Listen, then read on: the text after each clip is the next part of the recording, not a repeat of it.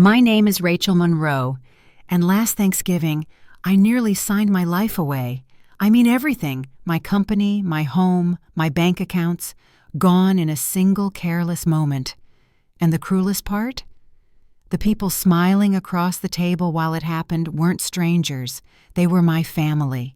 If Grandma Caroline hadn't leaned in and whispered 2 words, "Don't sign," I wouldn't be here telling you this story. For most of my life, I thought I understood what family meant. I believed it was the one place you were safe, the people who would fight for you, not against you. I thought if I worked hard enough, earned enough, gave enough, I could prove my worth to them, and that proof would bind us together. But life has a way of cracking the illusions you cling to, and sometimes the people holding the hammer are the ones you'd least expect. I grew up in a dusty little town in the Midwest, where everyone knew your name, your parents, and probably your GPA. My father, Howard, was a welder with rough hands and a shorter temper. My mother, Evelyn, was the high school librarian, calmer, but often just as critical. And then there was Lucas, my younger brother by 7 years. Lucas was the golden child. From the day he was born, he was doted on like royalty. My parents saw potential in him. In me, they saw someone sensible, dependable, but not particularly special. I learned early that if I wanted anything, attention, approval, a sense of pride, I'd have to earn it myself. When I turned 18, I left. No dramatic fight, no tears, just the quiet understanding that if I stayed, I'd never become more than Lucas's sister. And I moved to the city with nothing but a duffel bag, a few $100s, and the stubborn belief that my life could be more. The city wasn't kind. I worked every job I could get, washing dishes, serving tables, hauling construction materials, anything to keep the lights on. Some nights, there weren't any lights. I slept in the back of my beat-up pickup truck under a blanket that barely held back the cold. I remember staring at my own reflection in the rearview mirror, my face pale and drawn, wondering if I'd made a horrible mistake. The only person who believed in me without question was my grandmother. Every summer growing up, I stayed at her farm, running through cornfields and listening to her stories on the porch. She had a way of looking at you like she could see past every failure straight to the grit underneath. "Rachel," she'd say, "you don't have to be the smartest or the luckiest. You just have to keep standing back up." It was her voice in my head the night I found an article about drop shipping. I didn't know much about online business, but something inside me lit up. I borrowed Wi-Fi from the public library, taught myself web design, marketing, everything I could get my hands on. I failed over and over. But the day my first order came in, a $20 LED nightlight sold to someone in California, I knew I'd found my foothold. 5 years later, I had an online company generating tens of millions in revenue. I didn't flaunt it. No flashy cars, no designer closets. Instead, I bought my parents a beautiful new home, an SUV my father used to admire, and sent them enough money each month to retire comfortably. I even bankrolled Lucas's big ideas, a food delivery app, then other ventures that came and went like passing storms. I thought I was building a stronger family bond.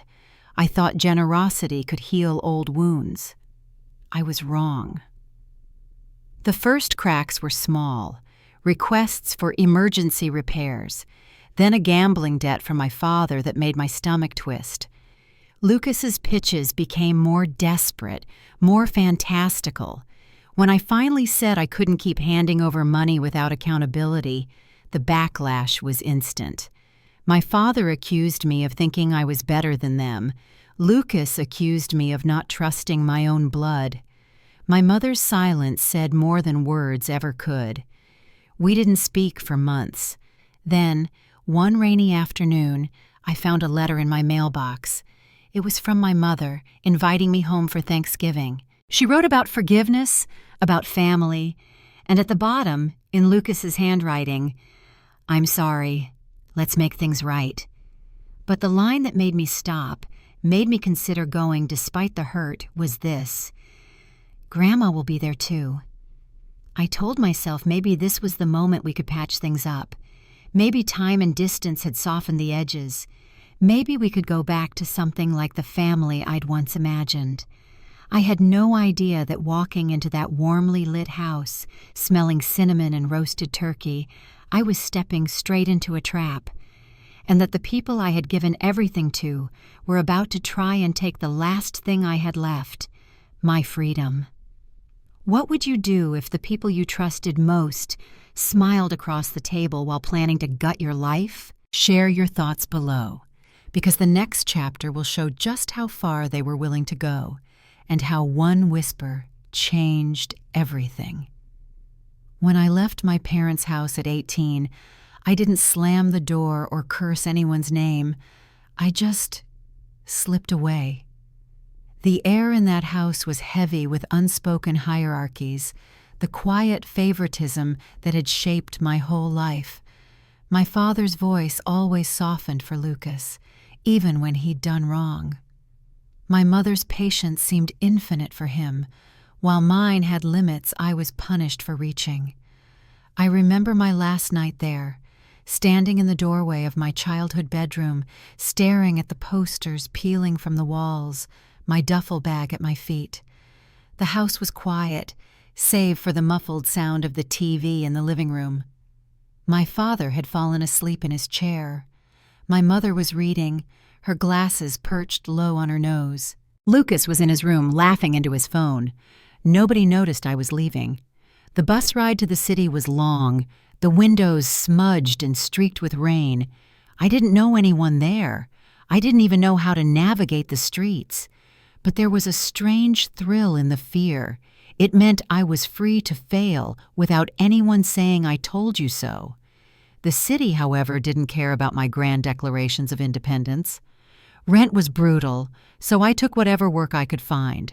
Waiting tables at diners where coffee was $1 a cup, unloading boxes in the back of warehouses, cleaning hotel rooms. I learned to stretch a $20 bill like my life depended on it, because it did. Some nights when shifts didn't line up or pay came late, I'd curl up in the back of my truck in a parking lot, praying the cops wouldn't knock on the window. I didn't tell my parents about those nights. I didn't tell them about the blisters from double shifts, the rejections from job applications, the gnawing hunger that hummed under my ribs when I chose gas money over groceries. It wasn't pride. It was the knowledge that they wouldn't understand. My struggle would be dismissed as choices I'd made, while Lucas's mistakes were always opportunities to learn. The only person I called regularly was Grandma Caroline. She had no judgment in her voice, only quiet encouragement. I'd sit on the curb outside the library, phone pressed to my ear, listening to her talk about the new litter of kittens in her barn, or how the wind had knocked down part of the fence. She had a way of making the world seem less impossible. Then came the night that changed everything. I'd been scrolling aimlessly through my phone in the freezing cab of my truck when I stumbled on an article about drop shipping. It sounded almost too good to be true, selling products without holding inventory, just using a laptop and persistence.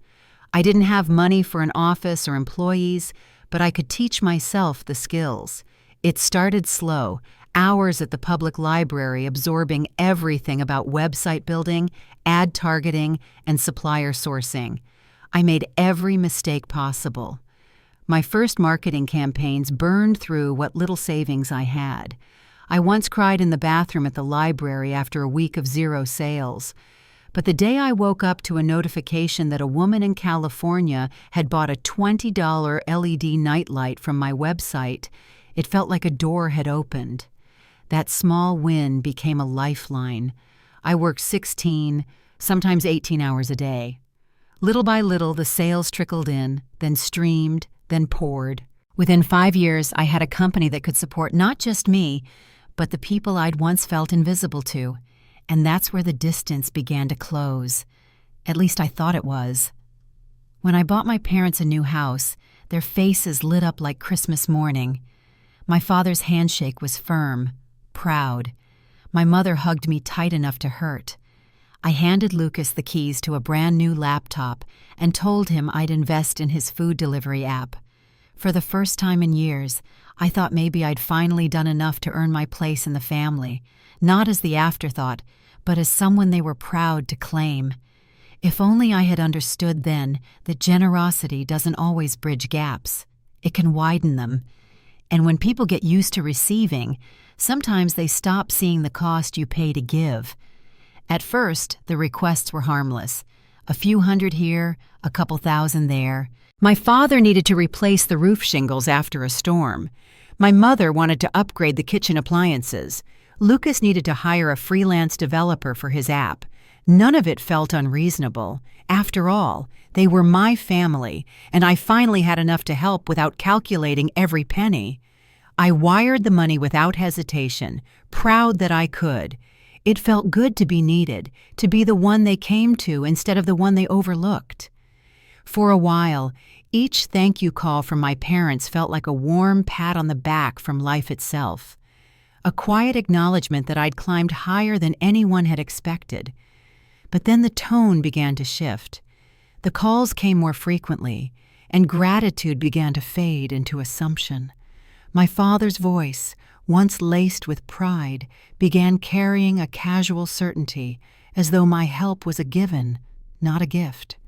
"Rach, the truck needs new tires. Can you send the money this week?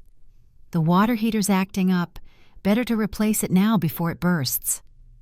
It wasn't just the requests. It was the way they were framed. Not "could you help, but you'll take care of it, right?" Lucas's ventures grew bolder. When the app struggled to gain traction, he pivoted to other ideas, each more unrealistic than the last. He'd call late at night, his voice brimming with excitement. "This one's a sure thing, Rachel.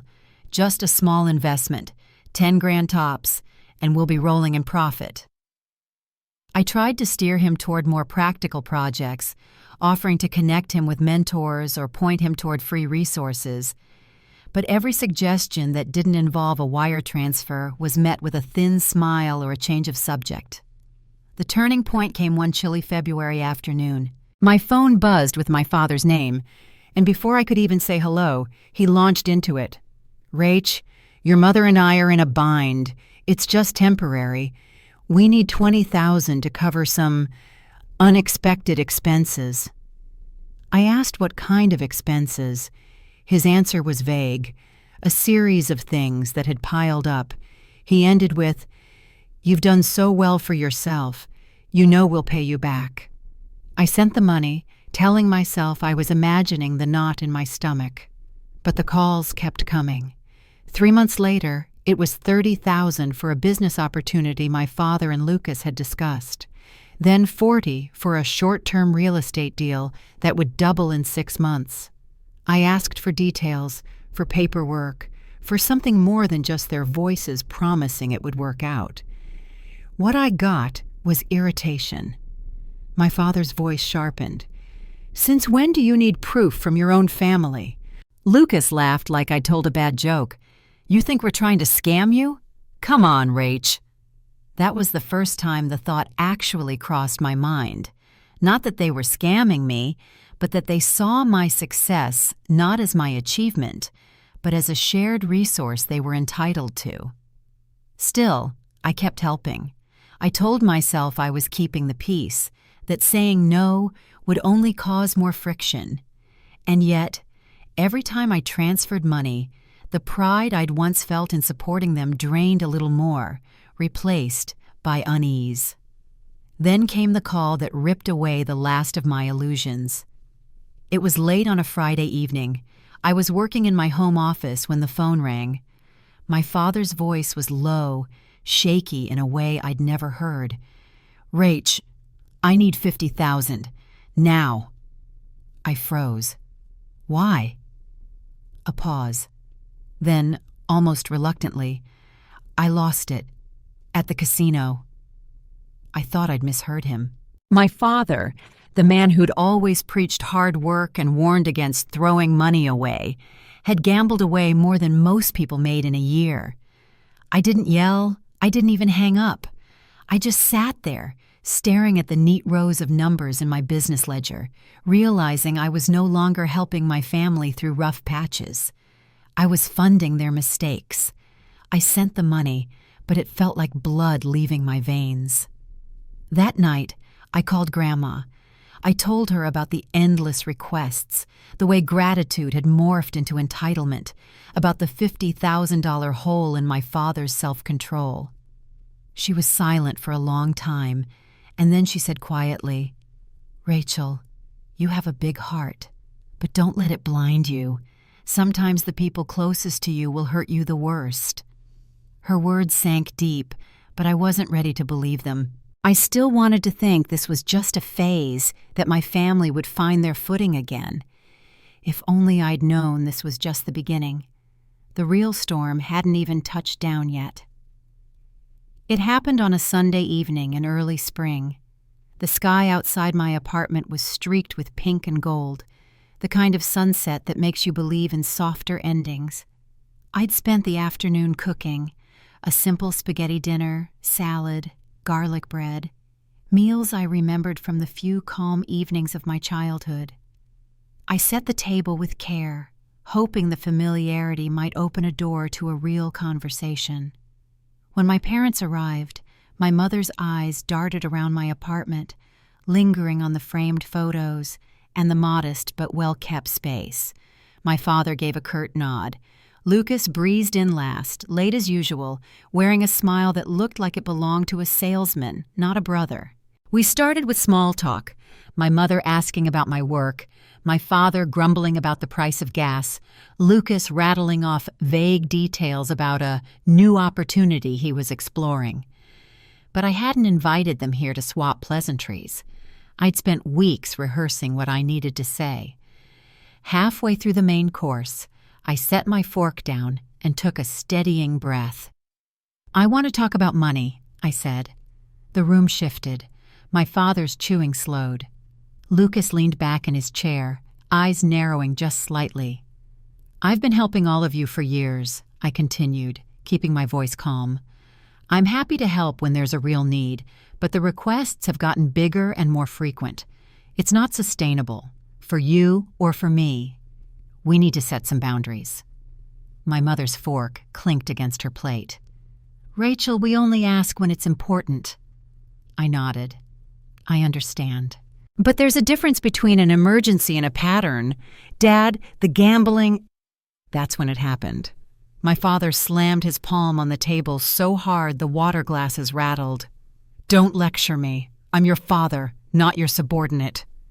His voice carried an edge I hadn't heard in years, a mix of pride and something darker, shame maybe, but twisted into anger.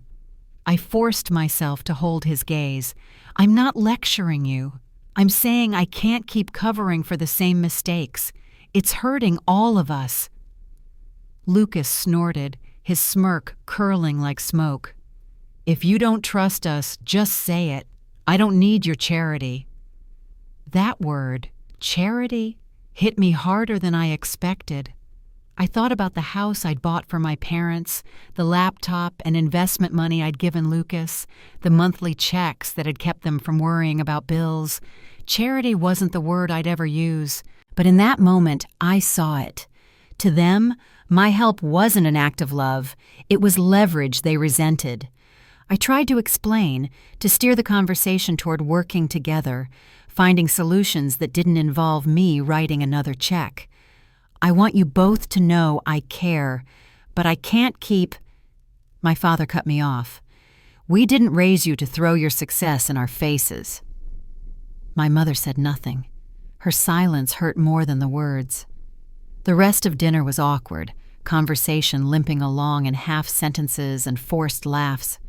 When they left, my apartment felt colder, the dishes on the table like artifacts from a failed peace treaty. Over the next few weeks, I reduced the financial help.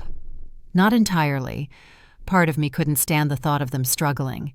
But I started requiring Lucas to present actual plans before I invested, and I told my father I wouldn't cover debts. The reaction was swift. My father called, his tone thick with resentment. You're stingy with your own family. What good is all your money if you can't take care of us?" Lucas sent me a short text. "You've changed, not in a good way." My mother stayed silent, which somehow cut deepest of all. Every time my phone lit up with their names, I felt the air tighten in my chest. I told myself I was doing the right thing, but it didn't feel like winning. It felt like watching a bridge burn slowly, unable to stop it. I confided in Grandma Caroline again, pacing her kitchen on one of my visits. She listened without interruption, her hands busy kneading dough for a pie. When I finally stopped talking, she met my eyes. "You've given more than enough, Rachel. But love without boundaries isn't love, it's enabling. They need to learn what happens when the well runs dry." I wanted to believe her, but I still clung to the hope that they'd come around, that we'd find our way back to something whole. I didn't know then that silence was coming, months of it, and that the next time I saw their faces would be at a Thanksgiving dinner that wasn't really a dinner at all. It was an ambush. The weeks after that tense dinner felt like a slow fade into nothing. No phone calls, no texts, no birthday card for mine in September. Even the occasional forwarded meme from Lucas, his version of an olive branch, disappeared. At first, I told myself they were just cooling off, letting emotions settle before we spoke again. But as the silence stretched into months, I realized something was shifting. The connection, fragile as it had always been, was splintering. The only voice from home I still heard was Grandma's. She called every Sunday without fail, even if just to ask about the weather or tell me which neighbor's dog had gotten loose again. She never pried about the fight. Instead, she kept the line between us steady, as if her quiet presence could hold me in place while the rest of the family drifted away. Business kept me busy. I poured my focus into expansion, refining my products, and hiring a small but loyal team. On the surface, everything was thriving. Inside, though, there was a quiet bruise that never seemed to fade. No matter how much I told myself their absence was a relief, part of me missed the noise of their lives weaving into mine, even if that noise came with tension. Then, one gray afternoon in early November, I came home to find an envelope in my mailbox. My mother's handwriting sprawled across the front, familiar and neat, the kind she'd used to label my school lunch bags when I was a kid. My first reaction was confusion. My second was suspicion.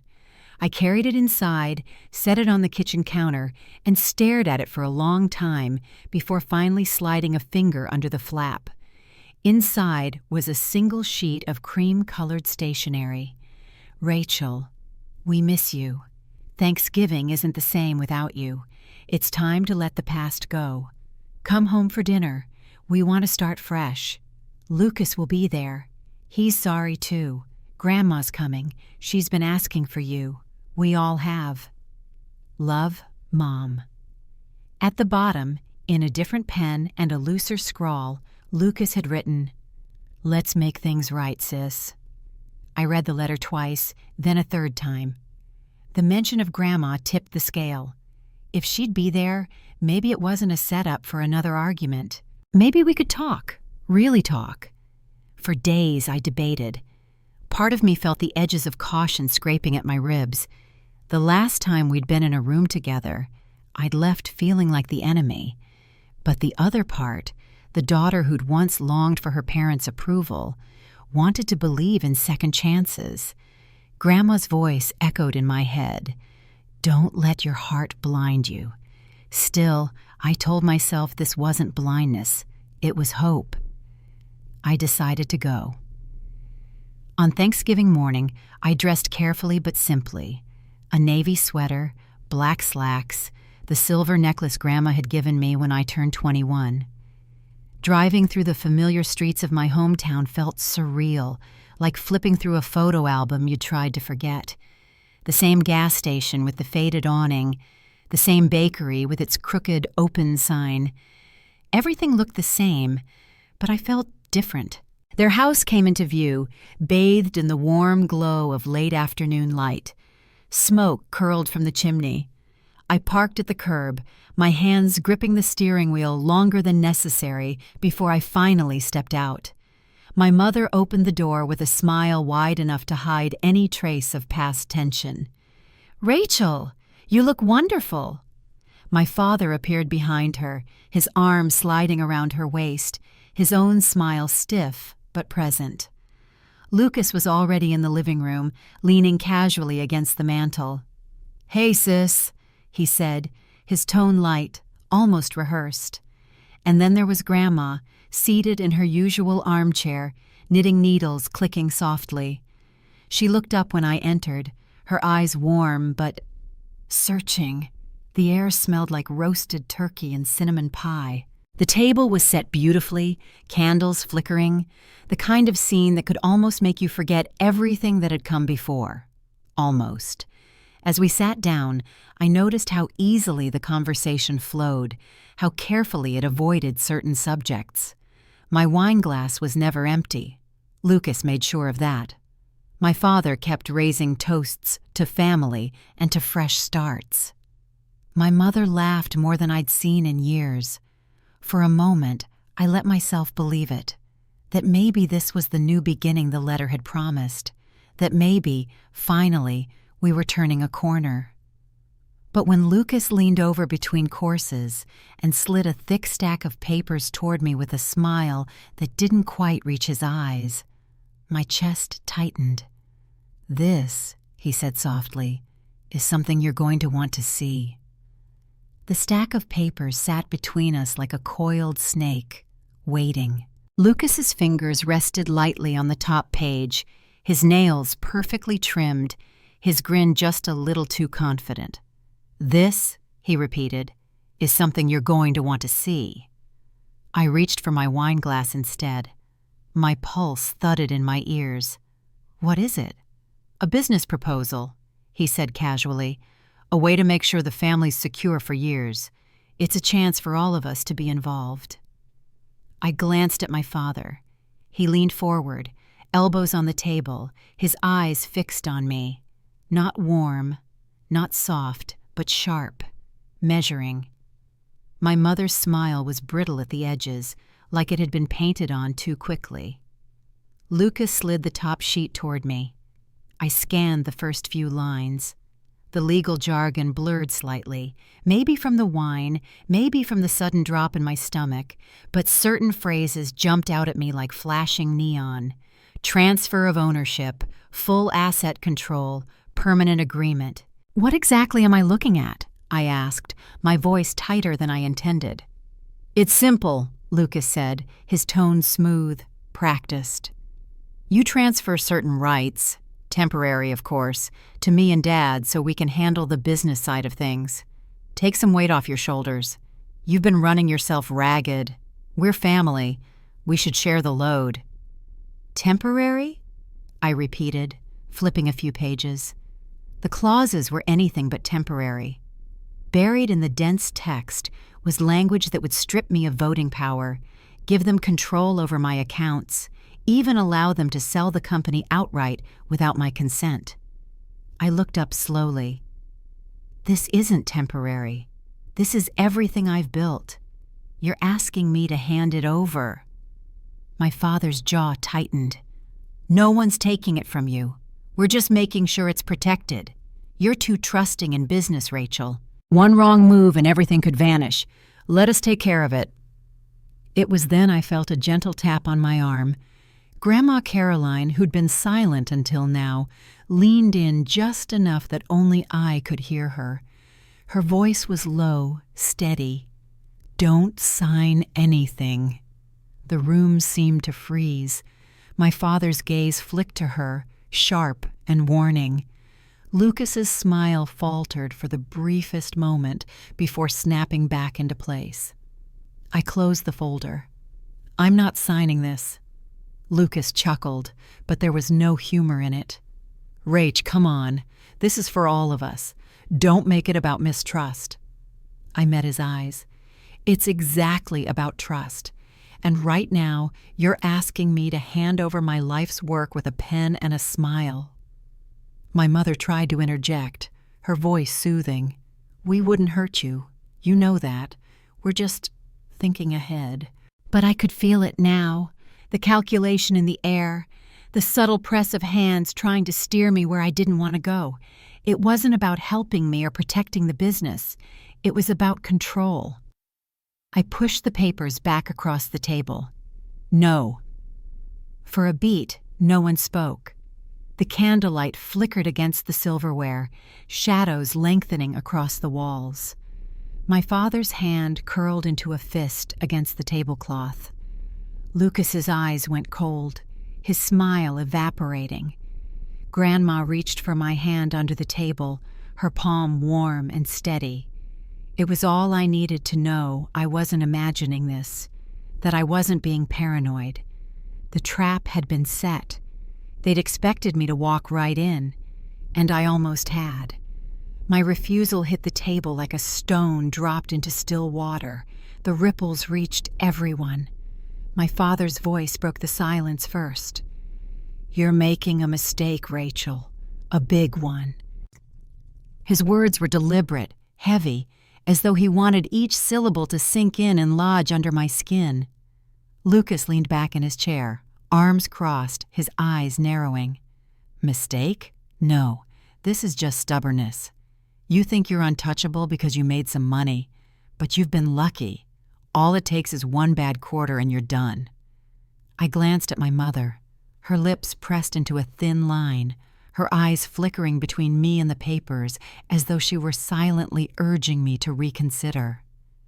The heat in the room rose, not from the oven, but from the tension tightening around us like a noose. I could feel the undertone in every glance, every shift in posture. This wasn't just about the business. This was about power, about them regaining the control I'd slipped away with years ago. Grandma set her knitting aside. "I think Rachel has made her decision," she said, her voice calm but firm. Lucas laughed under his breath. "With all due respect, Grandma, you don't understand how these things work. This isn't just about her. This is about all of us." Her gaze snapped to him, sharp enough to cut. "I understand perfectly. I understand you waited until she was in your home, at your table, with a glass of wine too many, to spring this on her. I understand you've taken more than she should have ever had to give, and now you're asking for everything." The room went silent again. My father's jaw clenched, but he didn't interrupt. Lucas leaned forward, his tone soft but poisoned. "She's family. Family sacrifices for each other." My own voice rose before I could stop it. "Sacrifice? I've bought houses, paid debts, covered losses you never told anyone about.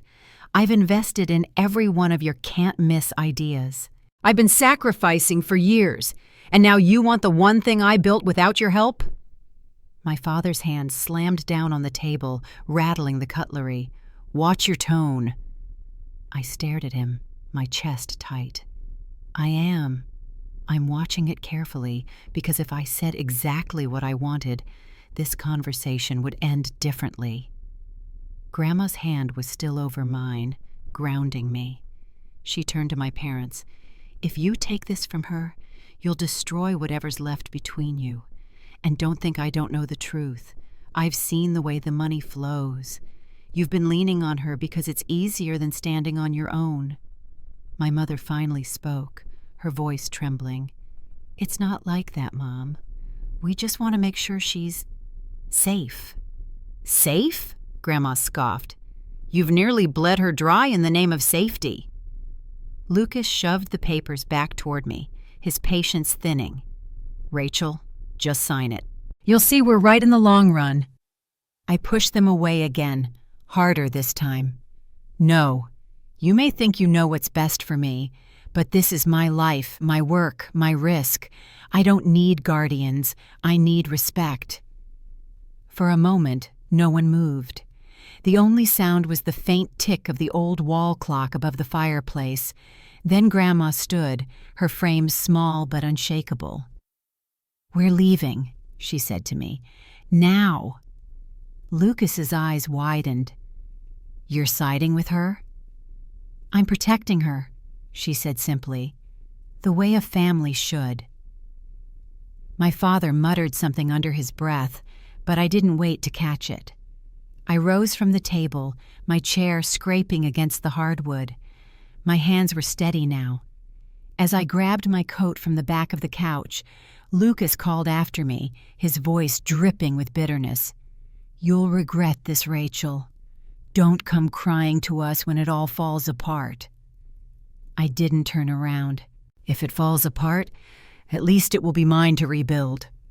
Grandma was already at the door, holding it open. The night air rushed in, cool and sharp, clearing the wine's haze from my mind.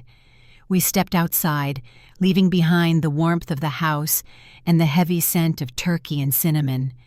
But as the door shut behind us, I realized the real heat had come from something far less comforting. They hadn't invited me to make peace. They'd invited me to surrender, and I'd just ruined their plan. The night air felt like a shock to my system, brisk, sharp, and laced with the scent of wet leaves. Grandma's hand was still looped through my arm as we stepped off the porch. Behind us, the muffled hum of voices carried faintly through the door. I didn't need to hear the words to know they weren't kind. Her old Buick was parked at the curb, just as it had been for as long as I could remember, dented in the same place from a grocery store fender bender 20 years ago, the driver's side mirror held together with duct tape. She tossed me the keys. You drive, she said simply. We climbed in, and the worn leather seats sighed under our weight. I started the engine, the low rumble filling the quiet between us. For a few blocks, neither of us spoke. The streetlights flickered past in soft gold intervals, the dashboard glow painting Grandma's face in calm shadows. Finally, she broke the silence. They called me last week. My grip on the wheel tightened. About tonight? She nodded. Said they wanted me to be here. Thought I could help convince you. Her tone was flat, but there was an undercurrent of something. Anger, maybe, or disappointment. They thought if I told you it was a good idea, you'd sign without looking too close. A cold knot formed in my stomach. So you knew? I suspected.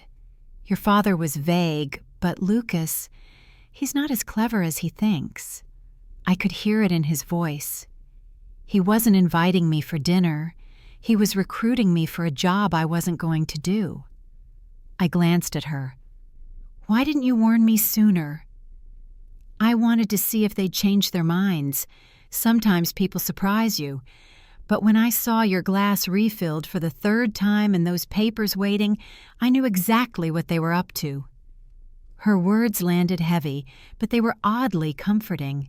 She hadn't been silent out of indifference. She'd been watching, waiting to step in if I needed her.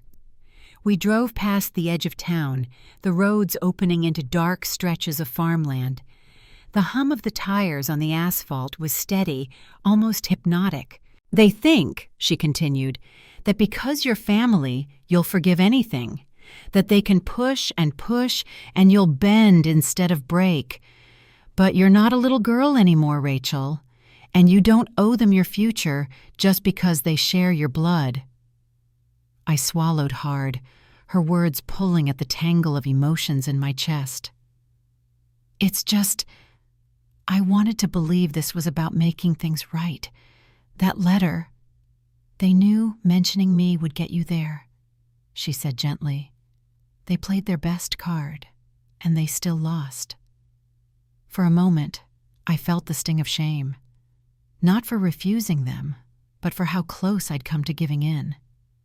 I thought about the years I'd spent pouring money into their problems, about how I'd mistaken silence for peace, about the way my father's voice had hardened when I told him no. Grandma must have read my thoughts because she reached over, resting her hand on mine where it gripped the gear shift. You didn't do anything wrong. They made their choices, and tonight, you made yours. The car's headlights cut a narrow path through the dark, illuminating the thin mist curling over the fields. It was strange. Just hours earlier, I'd walked into that house hoping for reconciliation. Now I was leaving with the kind of clarity that only comes after a wound. We pulled into her driveway, the familiar creak of the gate greeting us. The farmhouse stood quiet, its porch light glowing faintly against the night. I parked and shut off the engine, the sudden silence wrapping around us like a heavy blanket. Inside, she set the kettle on the stove and motioned for me to sit at the kitchen table. "Tea?" I nodded, my throat dry. As the water began to heat, she turned to me. "This isn't the last time they'll try something. People who see you as a resource don't stop because you tell them no once. They'll look for another angle. You need to be ready for that." Her words weren't meant to frighten me. They were preparing me. And for the first time in a long time, I realized I wasn't alone in facing them. We sat there for hours, sipping tea, talking about everything but the ambush we'd just escaped. Yet it was there between us, an unspoken truth. A line had been crossed, and there was no going back. By the time I left her house that night, I knew two things for certain. My trust in my parents and brother was gone, and my fight to protect what I'd built had only just begun. The Monday after Thanksgiving, I woke up to a silence so thick it felt deliberate. No calls, no messages, not even the usual flood of emails from my parents asking for quick favors. For 2 days, I let myself believe maybe they'd given up. Maybe Grandma's intervention had slammed the brakes on whatever plan they'd cooked up. But by Wednesday morning, reality hit like a hammer. It started with a phone call from my accountant, Sam. He'd been with me since the first year I'd turned a real profit, meticulous, level-headed, and not prone to dramatics. His voice, however, was tight with concern. "Rachel, I got a strange inquiry this morning," he said. "A law office in your hometown called. They were asking about the ownership structure of your company, specifically whether you had any pending transfer agreements." The knot in my stomach returned instantly. "What did you tell them?" "That you have full ownership, no pending transfers, and that any such discussion would go through me or your attorney. But Rachel, they knew your parents' and brother's full names. They even mentioned the name of your holding company." I didn't need to ask how they'd gotten that information. "They're still trying," I muttered, more to myself than to him. "Trying what?" I debated telling him everything, but decided against it for now. "Just fishing. I'll handle it. Thanks, Sam." But when I hung up, my hands were trembling. It wasn't paranoia anymore. This was movement. They hadn't taken my refusal as an answer. They'd just shifted tactics. By that afternoon, another ripple hit. My bank called to alert me about unusual activity. Someone had tried to access my accounts online from an IP address traced back to my parents' town. The attempts had been blocked, but the pattern was clear. First the papers, now a backdoor approach. The betrayal burned hotter this time. Thanksgiving had been bold, but at least it had been face-to-face. This was shadow work, the kind of thing you couldn't brush off as misunderstanding. I called Grandma. She answered on the second ring. "I was expecting you to check in." "They're still at it," I said, pacing my living room. "Lawyers, bank attempts, God knows what else. They're not letting go." "I'm not surprised," she said quietly. "But this means you have to be smarter. They're counting on you being rattled. You need to make sure every door they might slip through is locked." That night, I stayed up until nearly 3 a.m, combing through every legal and financial safeguard I could reinforce. I changed passwords, enabled additional authentication, updated security protocols for my business accounts. My lawyer drew up a notice declaring that I had no intention to transfer any part of my company or assets to any family member without formal court oversight. I felt like I was building a fortress, but deep down, I hated that it was against my own blood. The next blow came from a direction I hadn't expected, my hometown itself. A friend from high school, Amanda, messaged me on Facebook out of the blue. "Hey, just so you know, there are rumors going around. People are saying you cut your parents and brother out of your will and froze their accounts." That true? I stared at the screen, cold creeping into my bones. Not only was it false, but the level of detail, twisted though it was, sounded exactly like the kind of story my family would feed to save face. I called Amanda. She was hesitant at first, but then she told me more. She'd overheard Lucas talking at the local bar, painting himself and my parents as victims of my selfishness. According to him, I'd built my success on family sacrifices and then turned my back on them. It was all calculated. They weren't just trying to take my assets. They were laying the groundwork to make me look like the villain. If things got ugly, they wanted the town on their side. I hung up with Amanda and sat in the quiet of my apartment, the city noise faint beyond the windows. My mind kept circling back to one thing Grandma had said on the drive after Thanksgiving. This isn't the last time they'll try something. She'd been right, and now I understood. This wasn't a single battle. It was the start of a campaign. The next day, I drove out to her farm. The gravel crunched under my tires, the late autumn air crisp and smelling faintly of wood smoke. She was on the porch when I pulled up, hands in the pockets of her cardigan, eyes sharp even in the fading light. "They've started talking," I said, skipping pleasantries. "I know," she replied. "Word travels fast in a small town. Faster when it's ugly." We went inside, and she poured us both coffee. "They're trying to wear you down," she said, stirring sugar into her cup. "If they can't make you hand it over willingly, they'll try to make you feel so isolated, so cornered, that you'll think giving in is easier than fighting." "I'm not giving in," I said, my voice firmer than I felt. She nodded slowly. "Then you need a plan that doesn't just protect what you have. It exposes what they're doing. Sunlight's a powerful disinfectant, Rachel. Let people see the truth." It was a simple statement, but it shifted something in me.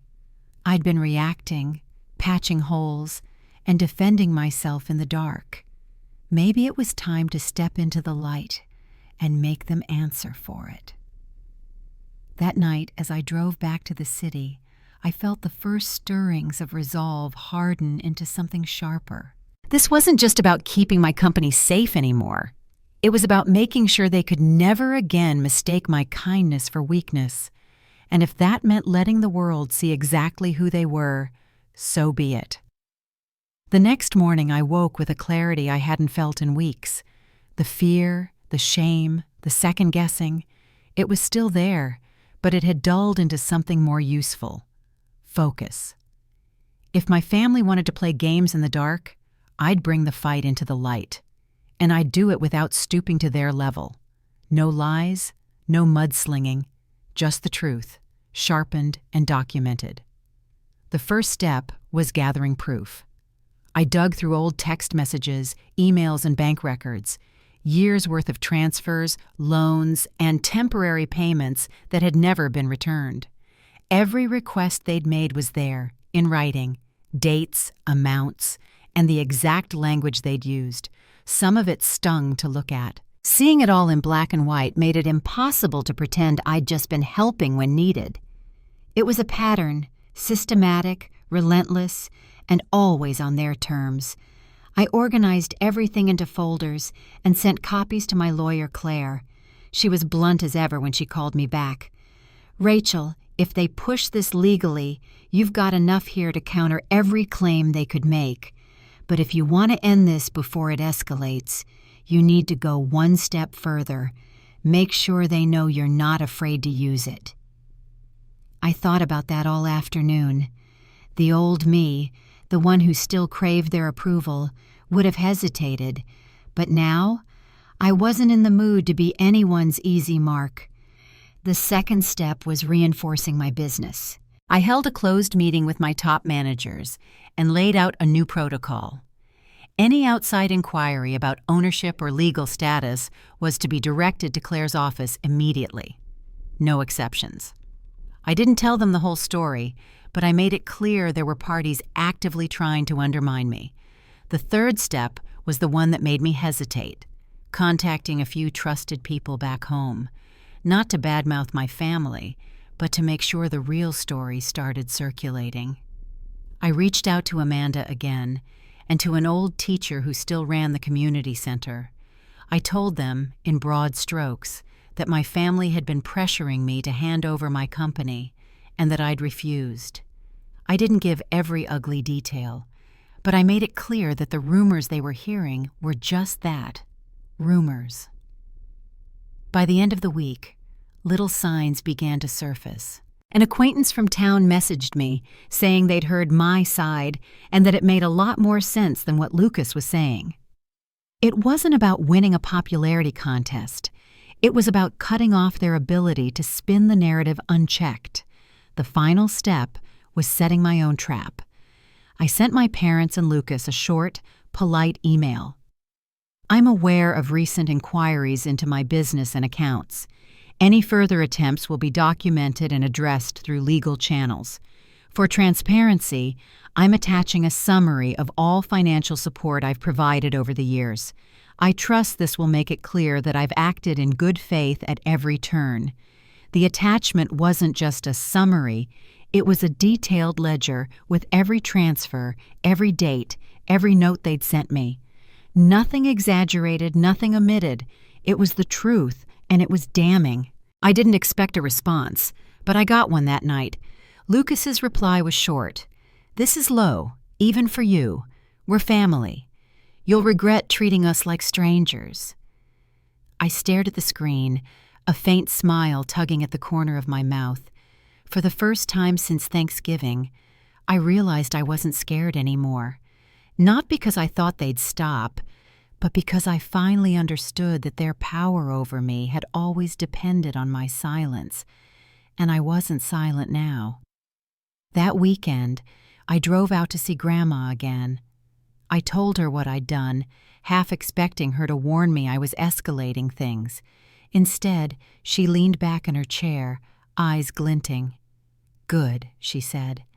"Now they know you're not just going to stand there and take it. They'll either back down, or they'll make a mistake big enough for you to end this once and for all." Her confidence was contagious. I left her farm that evening with a sense of readiness I hadn't felt in years. If they wanted a war, they were about to learn the rules had changed. The first sign that things were about to explode came on a Tuesday morning. I was halfway through reviewing product reports when my phone lit up with a call from Claire, my lawyer. Her voice was clipped, efficient, but I could hear the edge underneath. "Rachel, you're not going to like this. Your parents and brother filed an emergency petition in the county court. They're claiming you're mentally unfit to manage your assets." I froze. "They're what?"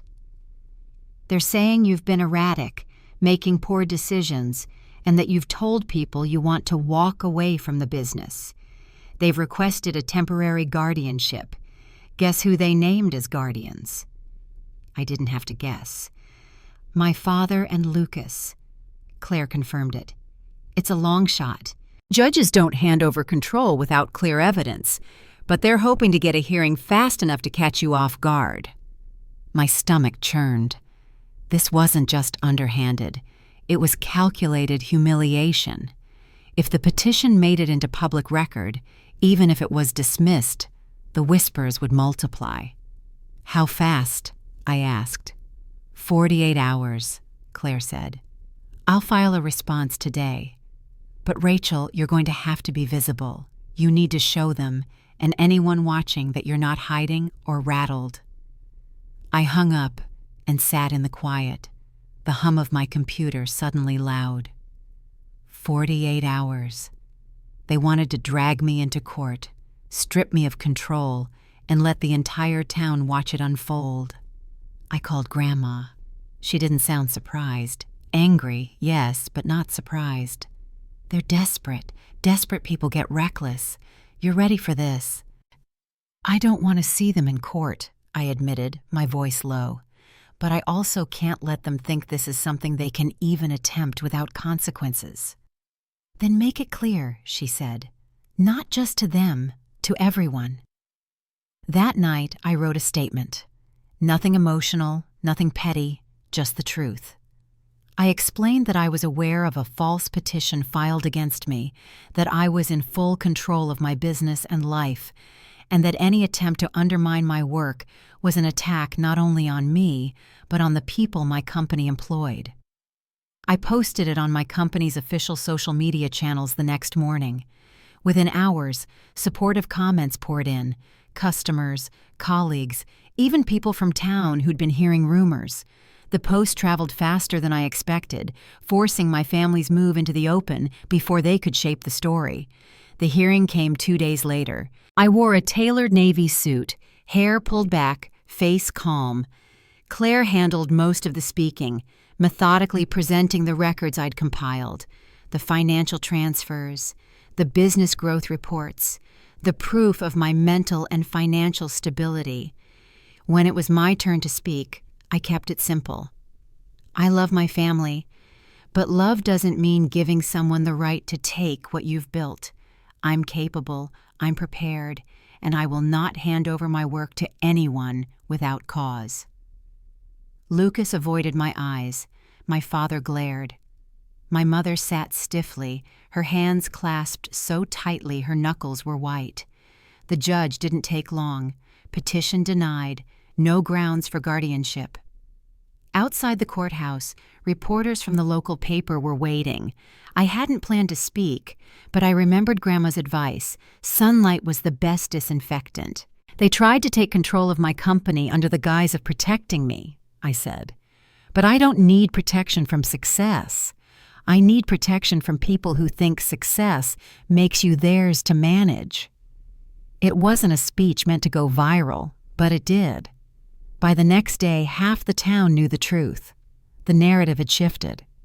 Back at my apartment that night, I poured a cup of tea and sat by the window. The city lights blurred in the distance, and for the first time since Thanksgiving, I felt something close to peace. They'd pushed as far as they could, and it had backfired. Grandma called just before I turned in. "Proud of you, Rachel. You stood up in the daylight, and they had nowhere to hide." "I think they finally know I'm not going to break," I said. "Good," she replied. "Now you can start thinking about life without looking over your shoulder."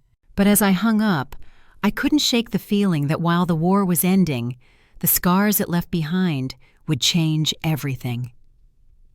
The week after the court hearing felt strange. Quiet in a way that wasn't just the absence of phone calls or emails from my family. It was a deeper quiet, like the kind that settles in after a storm when the air is still heavy, but the threat has passed. For years, I'd lived with a constant hum in the background, a readiness to pick up when my father called, to answer Lucas's late-night messages, to brace for the next emergency that required me to dig into my accounts. That hum was gone now. The silence that replaced it was sharp but clean, like a freshly cut edge. I didn't celebrate, not in the way people expected me to. There was no champagne, no party, just a long walk through the city one evening, watching the last of the autumn leaves swirl along the sidewalks, my breath forming small clouds in the cooling air. I thought about what Grandma had said, that desperate people get reckless. She'd been right. But she'd also told me something else, something I hadn't realized the full weight of until now. You don't owe them your future just because they share your blood. It took everything that happened for me to finally believe it. Work became my anchor. I threw myself into the company, not out of fear of losing it, but out of a renewed appreciation for what I'd built. The people on my team, designers, developers, customer service reps, weren't just employees. They were the reason I'd fought so hard. Protecting my business wasn't just about me. It was about every person who depended on it to put food on their table. One afternoon, I got an email from a young woman in our marketing department. She'd seen the courthouse article online and wanted to tell me she admired how I'd handled it. "It's nice to know," she wrote, "that the person running this company practices what she preaches about integrity." That meant more to me than any victory headline. I didn't hear from my parents or Lucas again in those first weeks, but I knew they'd be licking their wounds.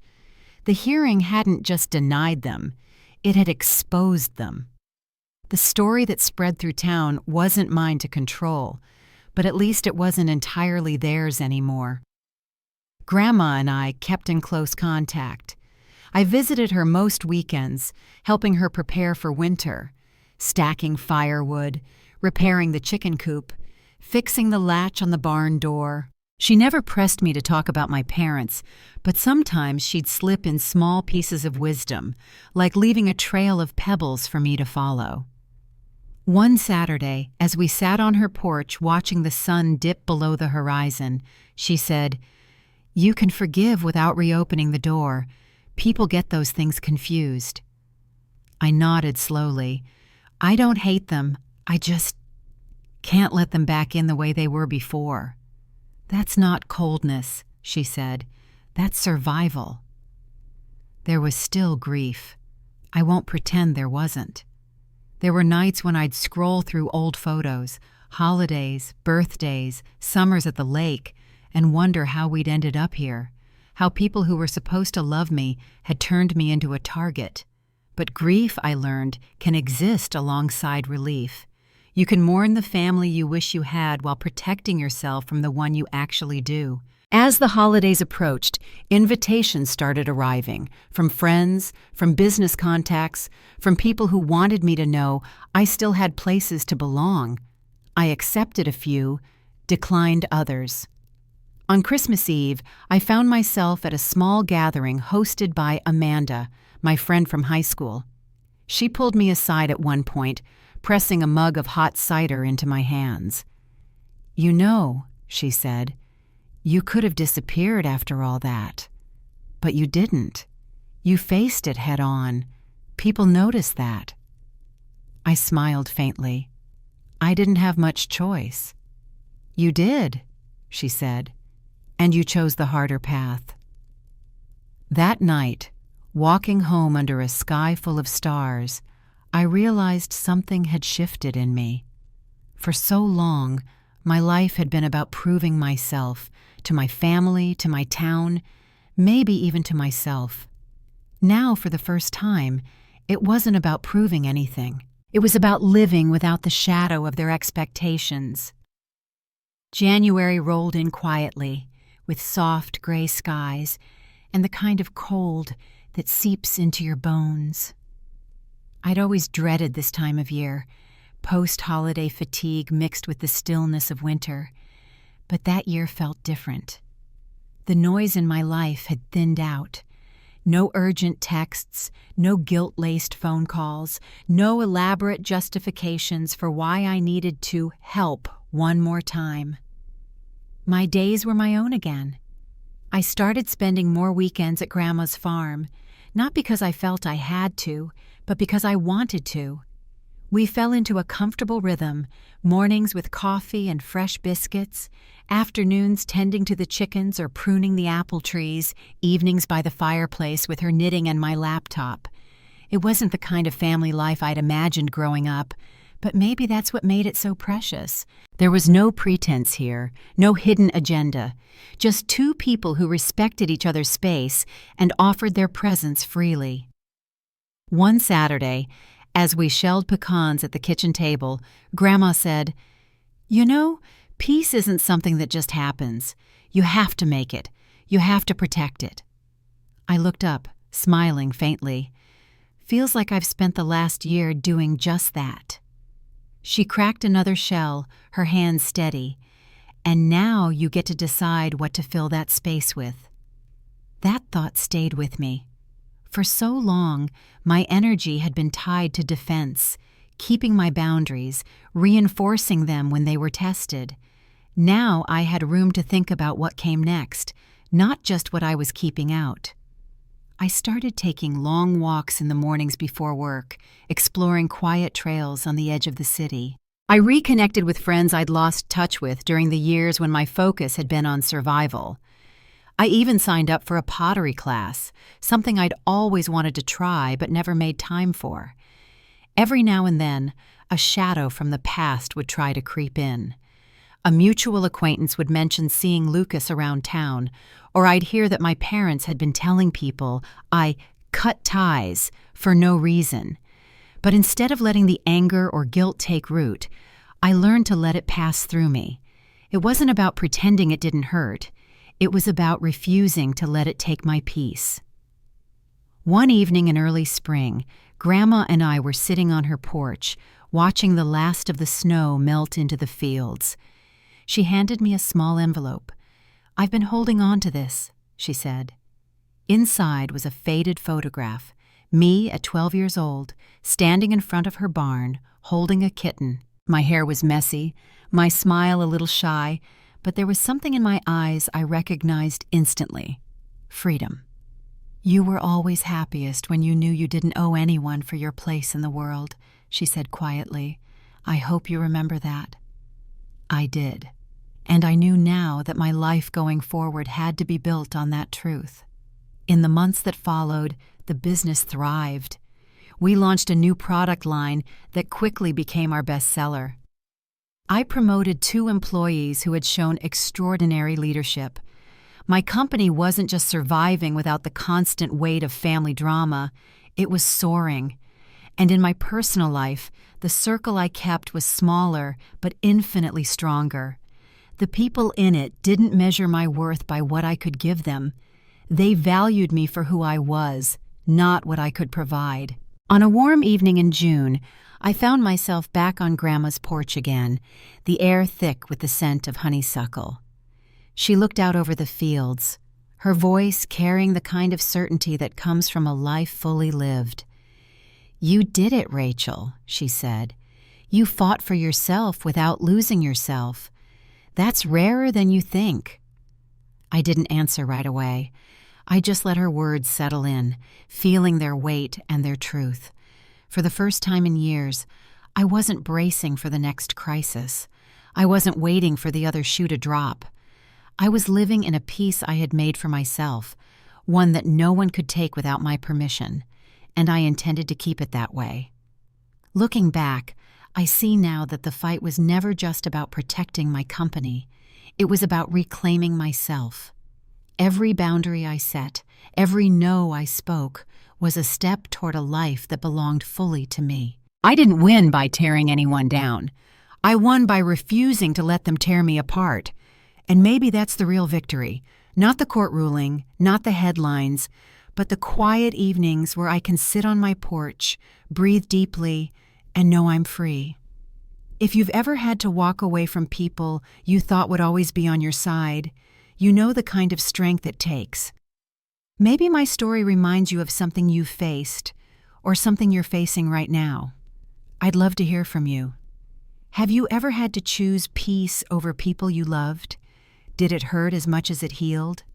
Share your story in the comments. Your words might be exactly what someone else needs to hear tonight.